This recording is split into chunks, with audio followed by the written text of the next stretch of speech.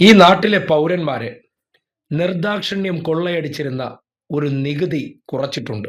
ശ്രദ്ധിക്കുക, ഇന്നലെ വരെ ഇന്ധനവില ഏറ്റവും താഴ്ന്നു നിന്ന് 100 രൂപയിൽ കുറച്ചു കൊടുക്കാമായിരുന്ന സന്ദർഭത്തിൽ പോലും, ആഗോള വിപണിയിൽ വില ഇടിഞ്ഞ് തകർന്നു നിന്ന സന്ദർഭത്തിലെല്ലാം അണാ പൈസ കുറയ്ക്കാതെ നമ്മുടെ പോക്കറ്റ് കൊള്ളയടിച്ചുകൊണ്ടിരുന്ന ഒരു നികുതി കോർപ്പറേറ്റുകൾക്ക് വേണ്ടി ഇനി അത് പിരിക്കാൻ കഴിയില്ല എന്ന അവസ്ഥയെത്തിയപ്പോൾ വെട്ടിക്കുറയ്ക്കേണ്ടി വന്നു. പെട്രോളിന്റെയും ഡീസലിന്റെയും എക്സൈസ് ഡ്യൂട്ടി കുറച്ചിരിക്കുകയാണ്. ലിറ്ററിന് 10 രൂപ വീതമാണ് കുറച്ചത് എന്നതാണ്.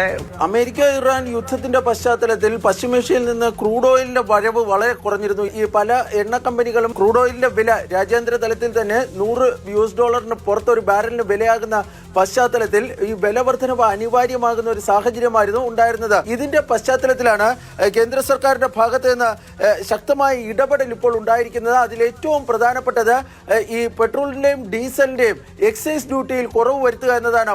ലിറ്ററിന് 10 രൂപയുടെ കുറവാണ് ഇപ്പോൾ വരുത്തിയിരിക്കുന്നത്. ഇതനുസരിച്ച് പെട്രോളിന്റെ എക്സൈസ് ഡ്യൂട്ടി 13 രൂപയായിരുന്നു, അത് 3 രൂപയായി കുറയ്ക്കുകയും ഡീസലിന്റെ 10 രൂപയിൽ നിന്ന് 0 രൂപ, അതായത് ഡീസലിന് എക്സൈസ് ഡ്യൂട്ടി പൂർണ്ണമായും ഒഴിവാക്കുകയുമാണ് ചെയ്തിരിക്കുന്നത്. സാധാരണ ജനങ്ങളിലേക്ക് ഇത് ഗുണം ചെയ്യുന്ന ഒരു സാഹചര്യം നിലവിൽ ഉണ്ടാകുമെന്ന് കരുതുന്നില്ല. കാരണം എണ്ണ കമ്പനികളെ സംബന്ധിച്ചിടത്തോളം ഉണ്ടാകുന്ന വൻ നഷ്ടം അത് നികത്തുന്നതിന്റെ ഭാഗമായിട്ടാണ് സർക്കാരിന്റെ ഭാഗത്ത് നിന്ന് ഈ ഇടപെടൽ ഉണ്ടായിരിക്കുന്നത് എന്നാണ് പ്രാഥമികമായി ലഭിക്കുന്ന വിവരങ്ങളിൽ നിന്ന് മനസ്സിലാകുന്നത്. കേട്ടല്ലോ, ഇപ്പോ ഒറ്റയടിക്ക് 10 രൂപ കുറയ്ക്കാം.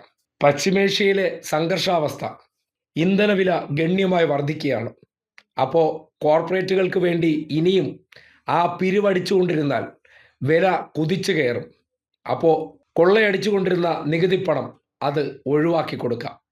അങ്ങനെയാണ് ഈ തീരുമാനത്തിലേക്ക് എത്തിയിരിക്കുന്നത്. ഒന്ന് ആലോചിക്കണേ, ഇത്രയും കാലം നിങ്ങൾ ആരെങ്കിലും അറിഞ്ഞിരുന്നോ എക്സൈസ് തീരുവ 1 ലിറ്ററിന് 10 രൂപ വെച്ച് നിങ്ങളിൽ നിന്ന് പിരിച്ചെടുത്തിരുന്നു എന്നുള്ള കാര്യം?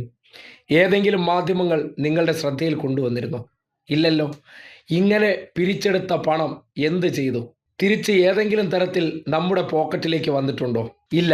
വിദേശ യാത്രകളായിട്ടും ആഡംബരങ്ങളും ധൂർത്തുകളും ചില കൽവിഗ്രഹങ്ങളായിട്ടൊക്കെ ഈ നാട്ടിൽ ഉയർന്നു. ആരുടെയും പട്ടിണി മാറിയിട്ടില്ല. ഇന്നും ദാരിദ്ര്യത്തിൽ കിടന്നവൻ കൊടും ദാരിദ്ര്യത്തിലേക്ക് മാറിയ അവസ്ഥ.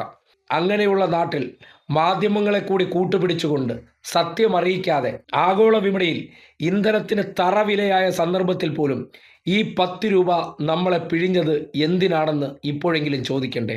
അധികാരത്തിൻ്റെ കരുത്തിൽ സകലതിനെയും നിശബ്ദമാക്കി കുറ്റം മുഴുവൻ മറ്റുള്ളവരുടെ തലയിലേക്ക് ചാരി ഇവരും മാധ്യമങ്ങളും ചേർന്ന് ഈ നാട്ടിലെ ജനങ്ങളെ കൊള്ളയടിക്കാൻ കഴിഞ്ഞ കുറേ വർഷങ്ങളായി കേന്ദ്രത്തിന് ചെയ്തു കൊടുത്ത സഹായമാണ് ഒടുവിൽ നിലനിൽപ്പില്ലാത്ത അവസ്ഥ വന്നപ്പോൾ വെട്ടിക്കുറയ്ക്കേണ്ടി വന്നത്.